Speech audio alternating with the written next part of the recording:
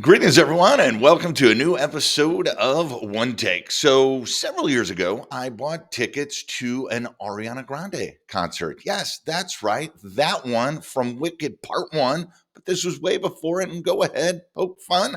I would at me too.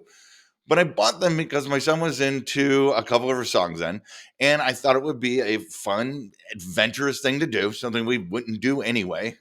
And frankly, it was a Groupon. Is that even a thing anymore? So the cost wasn't that expensive, but there was cost associated with it. Now, why am I talking about Ariana Grande from years ago? Well, as we start this new year, it has me thinking a lot about sunk costs, investment, and the fallacy that surrounds sunk costs that we all follow far too often.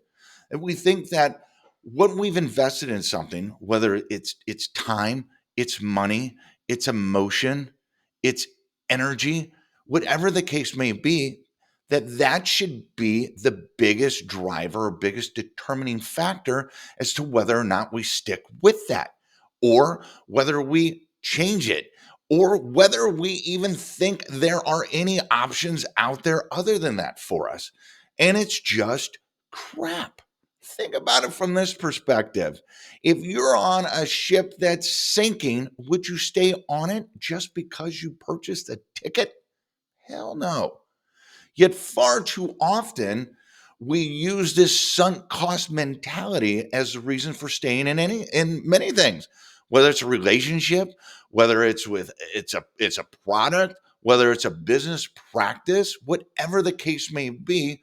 We weigh where we've been and what we've done way higher and heavier than anything that it's costing us now or costing us in the future. And that could be as simple as sanity. It could be as extreme as millions of dollars. But we think because we've already invested so much into it, we have to stick with it, as if there's some secret society out there that's keeping track of our win loss record, and they're going to bring it out sometime and show us how much we suck because of all the things we started and we failed at because we didn't see them through to the end, the bitter, death defying, terrible end of what many of these things are. And that is the fallacy of sunk costs. Now, I don't like to waste money. It's one of the three things that I hate in life. There's only three. But the day of the concert came, and I got to tell you, I didn't want to go. I'm sure Ariana Grande is great, but she ain't my thing. And I started thinking, you know what? Yeah, I've already spent the money on these tickets, but I'm going to have to further invest time and money in the drive down there, in the parking, whatever we spend that night, and not to mention the mental anguish of having to sit through 2 to 4 hours of an Ariana Grande concert and the people there. So I decided enough's enough. I'm not going to do it. And we went somewhere else. Now, did I still spend some money or additional money? Absolutely.